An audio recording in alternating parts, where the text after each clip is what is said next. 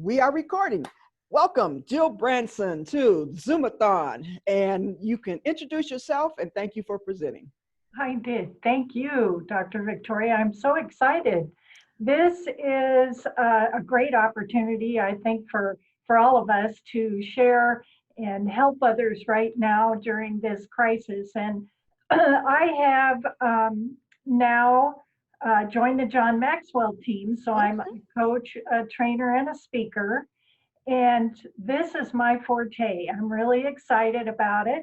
And I have to say, when I was looking at what I was going to bring up today, I think that we've heard so many different stories about leading through crisis, but there might be a tip or two that you haven't heard yet. And I want to talk about defining a crisis, battling the distractions, character in a crisis, which is so important, and then real leadership in a crisis. And then at the end, I'm going to discuss 5 critical tips that will keep your employees loyal. So we'll start with the defining a crisis. And first of all, I want to say we've had this going on. We've had several crises. I mean, from swine flu to 9/11 to financial to there's been many, and it's pretty common. But one thing that's awesome right now is that today we launched the SpaceX, and that is such an awesome thing because we're doing these things. We're still continuing with whatever it is that we planned on doing, and we're doing it, I think, even better than we've ever done it before. Because when we go into a crisis, what happens is we basically are forced to change. We're forced to maybe be more aware and reflect on those things around us, and then maybe think about what it is that what we're doing, and maybe we want to change that. We want to go into a different career. And I've been one of those that I've done many things. And my favorite word is sure, because when somebody gives me an opportunity and it sounds like something I want to do, I just jump in, and I basically I ask questions later. And it's worked out for me for many, many years. So let's talk about defining the crisis. And just like I said, that it's quite common. I think when we're going through it, we think, oh my gosh, this has never happened before. This is terrible. But then when you go back and you start to think of all the different things that happened in our lifetime, you realize that no, this is a different type, but there's just been crisis that's kind of caused the same thing, except for shut in 2020. We haven't ever had it worldwide. Let's see. Let's talk about, while good leadership is something that shows in a leader during crisis, it also shows the bad, because you will find that those who have not been good leaders, this pretty much makes it more evident to people. So as a good speaker and a good leader, and somebody who is somebody that people look up to, you find now that you're starting to reflect yourself. And I think we're starting to bring more and more emotional intelligence in with employees, with friends, with just about everything. And we're realizing that we can't keep putting ourselves up in that pedestal as a leader. We have to show them that we're human too, that we go through those things and we've had experiences. And that way, when we show them, we're also showing them that we've had fear, that we've had all those emotions just like they're having, but we're allowing them to know that it's going to be okay. Everything is going to evolve. We'll be learning more and more things. It's going to be great, actually. I think most people can say with Zoom, we were headed in that direction, but now we are in that direction. And I think so many people have learned um, that they have to go and be with the times that they want their business to move forward. And granted, there were times in the very beginning, I think, where most of us said, oh my God, if I have to do another Zoom call, I'm going to scream. But at the same time, in the back of our mind, as we went on, we realized it's it's not going to be that way forever. As an example, I do have a networking group and I have a mastermind group, and I have offered to them to maybe instead of doing it full time Zoom, we would do, because it's twice a month, we would do one Zoom and one meeting in person. That way, I think we did discover with Zoom that, think about this, you save, for me, I do a lot of meetings in Henderson and I live in Summerlin. So you're saving time and you're also feeling like you're able to talk to more people and see people at once, rather than when you go to a meeting, you're basically sitting with the person next to you or across from you, and if there's anybody down here, you're not really seeing them or talking to them, because as we know, we come in, we try to get there early, we network a little bit, and then we fly out the door. So, because we have so many things to do. But with everything that's going on, the global situation, it certainly meets the definition of an intense time. There's no getting around that. And the difficulties that we've had to face, and the decisions that have had to make we've all had to make. It's been a turning point for almost all of us in business. Now let's talk about battling distractions during crisis.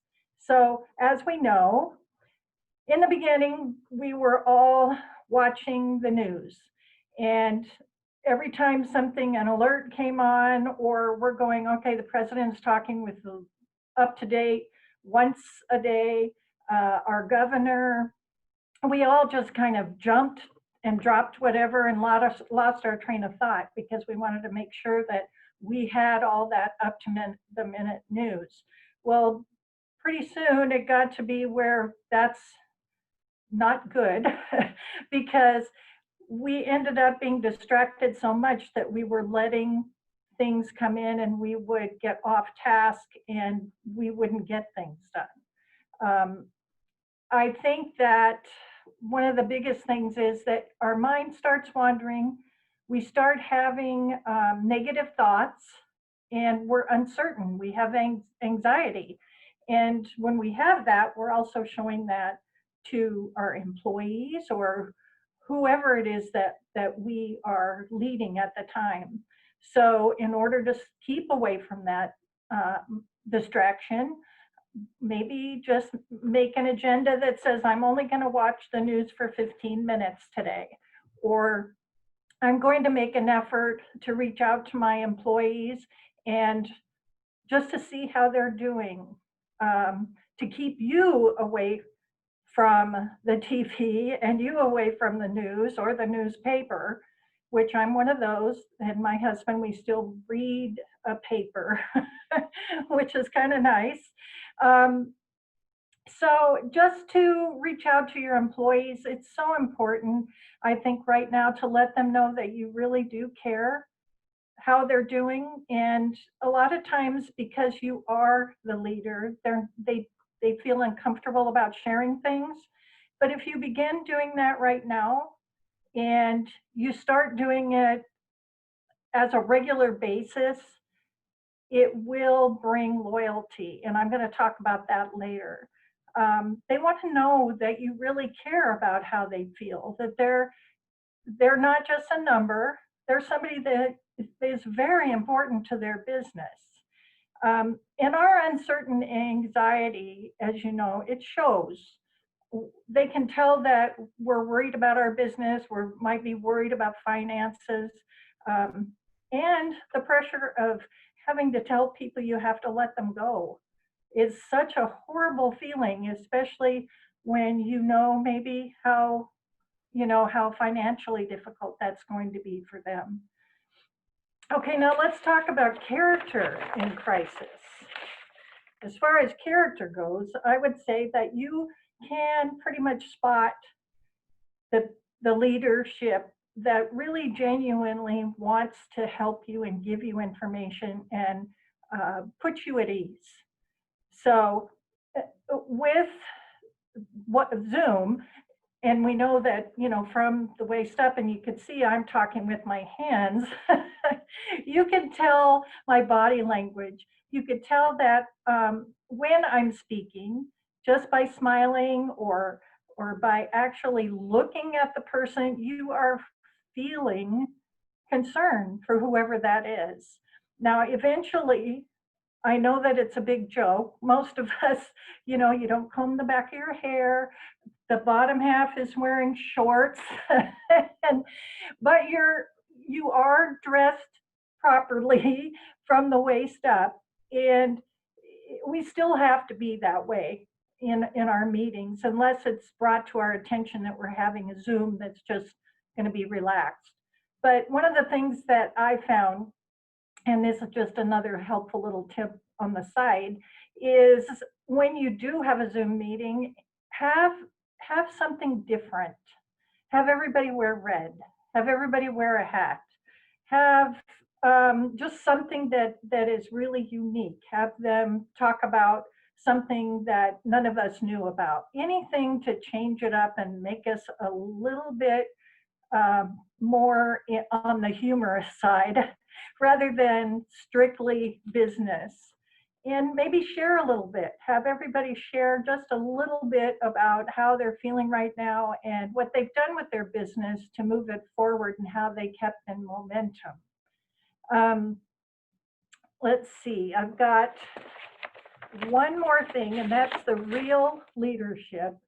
Now we're talking about real leadership has you staying in constant contact with your employees and delegating responsibility to other people in the office so that you don't feel all this pressure with what's going on right now. And to be deliberate in your thinking, to make points to everyone and let them know this is what we're doing, this is what we're going to be doing in the future when you find out about what that is. Because I think the employees who are left wondering, so many of them, I mean, I would say probably, I think I read like 60% of the people are afraid they're going to lose their job. They're all kind of in that horrible limbo of when's it going to happen to me. So I think as we show our concern and let them know, like I said, what is going on, they'll feel a sense of loyalty, that they will appreciate the fact that you do care, that they know where you are in this situation, and it might ease their mind a little bit. I know it happens a lot in big corporations where everything is hush hush, and one day you go to work and you're gone. But I think we're in different times now, and people are going to have to share that. All right, now, how much time do I have left? Let's see. About 1 minute. It's okay. About over. Yep. Real quickly, I'm going to go to screen share, and I'm going to go to my 5 critical tips for creating loyalty. So as you'll see here, I will send that to whoever would like it. It's great information, just to help you with your employee, to help ease your mind and to ease theirs. And this is where it comes in with the emotional intelligence. Yeah, So if you put your email in the chat box, and if they want it, leave it up to them to reach out to you. That would be perfect. I will. All right. And I will also put my phone number if anybody wants to Yep. call me. And I appreciate that. I appreciate this opportunity. And I want to thank you so much again, Dr. Victoria. And it was great seeing some familiar faces. Yeah, they're popping in and out, and things are just rolling along. I'm, except for my own technical shortcomings. Okay, so turn off your screen share. All right. Yeah, and then I will close out the recording portion of this. Yes, let me. Okay, thank you once again, Jill Branson, for presenting your wonderful tips. And you can find this recording on the Philanthropreneur